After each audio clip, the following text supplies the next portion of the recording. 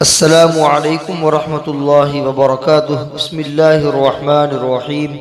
کفر و شرک کا بیان۔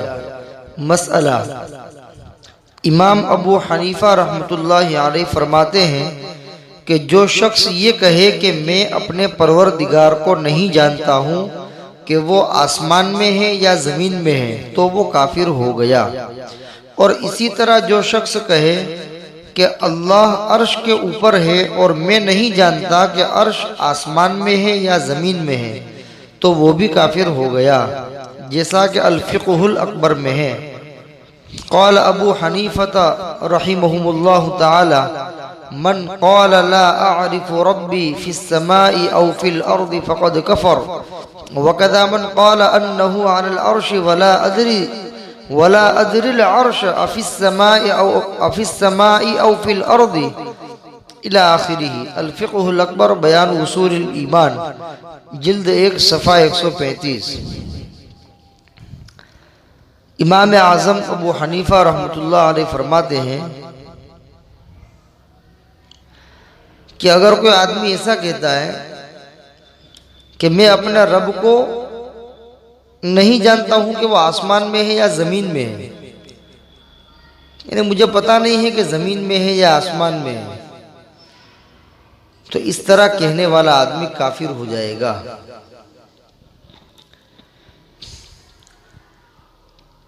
کیونکہ اللہ تعالیٰ تو ہر جگہ حاضر و ناظر ہے، آسمان میں ہو، زمین میں ہو، زمین اور آسمان کے بیچ میں ہو، ہر جگہ اللہ تعالیٰ حاضر و ناظر ہے۔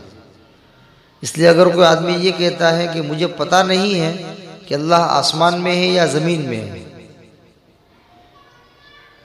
تو یہ کفر ہو جائے گا، یہ آدمی کافر ہو جائے گا۔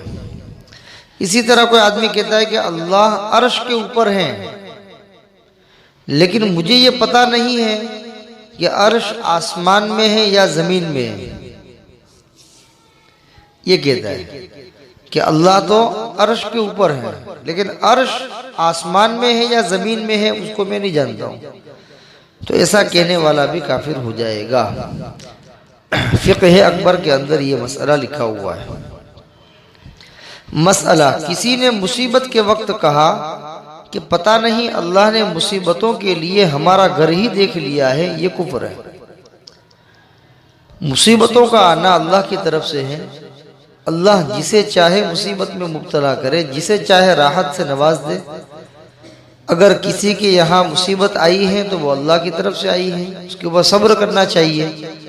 راحت آئی ہے، نعمت ملی ہے تو شکر کرنا چاہیے، لیکن مصیبت کے اندر مبتلا ہو کر یہ کہنا کہ اللہ نے مصیبت دینے کے لیے کیا میرا ہی گھر دیکھ لیا ہے، یعنی گویا کہ میرے ہی گھر مصیبت آتی رہتی ہے، دوسروں کے یہاں مصیبت نہیں آتی ہے، تو اللہ نے مصیبت دینے کے لیے میرا ہی گھر دیکھ لیا ہے، تو یہ جملہ کفریہ جملہ ہے، اس طرح نہیں کہنا چاہیے، یہ کفریہ کلمہ ہے۔ مسئلہ، یا موت کے وقت کوئی کہہ دے پتہ نہیں اللہ کو اس شخص کی بڑی ضرورت تھی جو اس کو اپنے پاس اتنی کم عمر میں بلا لیا، اس طرح کہنا کفر ہے۔ ایک آدمی کسی کی موت کے وقت یہ کہتا ہے کسی کی موت کے اوپر کہ اللہ تعالیٰ نے اس کو بہت جلد اپنے پاس بلا لیا، اس کو موت دے دی، بہت جلد اپنے پاس بلا لیا ہے، اللہ کو اس آدمی کی بڑی ضرورت تھی اس لیے اللہ نے اس کو اپنے پاس بلا لیا ہے، یہ بھی کفر ہے۔ اس لیے کہ اللہ تو کسی چیز کا بھی محتاج نہیں ہے، اللہ کو کسی چیز کی ضرورت نہیں ہے اور اللہ کو کسی کی ضرورت نہیں ہے، تو اگر اس کو موت دے دی تو کیا موت دینا اس بات کی علامت ہے کہ اللہ کو اس کی ضرورت تھی؟ بلکہ اللہ تعالیٰ کے ہاتھ میں ہے، جب چاہے کسی کو زندگی دے دے، جب چاہے کسی کو اٹھا لے۔ موت اور زندگی کا مالک اور خالق اللہ تعالیٰ ہے، ہر ایک کے وقت مقررہ کے اوپر زندگی دیتا ہے، موت دیتا ہے، اس کے ہاتھ میں ہے، اس کے قبضے قدرت میں ہے، لہذا اگر کسی کو موت دے دی تو اس کا وقت لکھا جا چکا تھا، اللہ تعالیٰ نے اس کو موت دے دی، تو موت دینے کا مطلب یہ تھوڑی ہے کہ اللہ کو اس کی ضرورت تھی اس لیے اس کو اللہ نے اپنے پاس بلا لیا ہے، یہ تو بے وقوفی کی بات ہے، یہ کفریہ کلمہ ہے۔ اس طرح کے الفاظ اور کلمات نہیں کہنے چاہیے۔ مسئلہ، اس طرح کہنا کہ نیک لوگوں کو اللہ عز و جل اٹھا لیتا ہے، کیونکہ ایسوں کی اللہ عز و جل کو بھی ضرورت پڑتی ہے، کفر ہے۔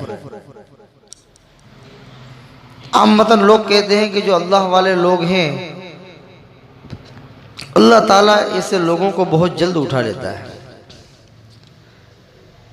تو یہ جملہ تو فی نفسی ہی صحیح ہے۔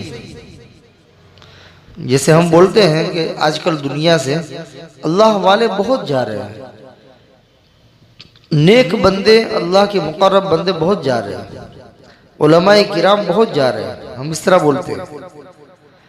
تو اس طرح بولنے میں کوئی حرج کی بات نہیں ہے، لیکن یوں کہنا کہ نیک لوگوں کو اللہ تعالیٰ اٹھا لیتا ہے، اس لیے اٹھاتا ہے کہ ایسے نیک لوگوں کی اللہ کو ضرورت پڑتی ہے، ایسے نیک لوگوں کی اللہ کو ضرورت پڑتی ہے، اس وجہ سے اللہ تعالیٰ کیا ہے، نیک لوگوں کو جلدی اٹھا لیتا ہے، اپنے پاس بلا لیتا ہے۔ تو یہ کفریہ کلمہ ہے۔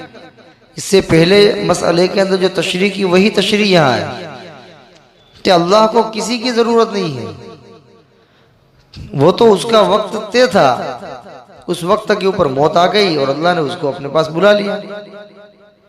کسی کو بلانے کا مطلب یہ تھوڑی ہوتا ہے کہ اللہ کو اس کی ضرورت ہے۔ ہم کسی آدمی کو بلاتے ہیں تو ہمارا بلانا الگ ہے اور اللہ کا بلانا الگ ہے۔ ہمارا بلانا یہ اس بات کی دلیل ہے کہ کچھ کام ہے، کچھ ضرورت ہے، کچھ حاجت ہے، اس وجہ سے فلاں آدمی کو بلا رہا ہے۔ تو اگر اللہ تعالیٰ اپنے بندوں میں سے کسی بندے کو اٹھا لیتا ہے، موت دے دیتا ہے، تو یہاں یہ مطلب تھوڑی ہے کہ اللہ تعالیٰ کو اس کی ضرورت تھی، اس وجہ سے اپنے پاس بلا لیا اور اس کو اٹھا لیا، بلکہ جب تک اللہ نے اس کی زندگی کے اندر، جب تک اس کے مقدر کے اندر زندگی رکھی تھی وہاں تک وہ زندگی گزارتا رہا، اور جب مقدر کے اندر زندگی ختم ہو گئی، اس کا وقت زندگی کا ختم ہو گیا، تو اب اللہ تعالیٰ نے اس کو موت دے دی۔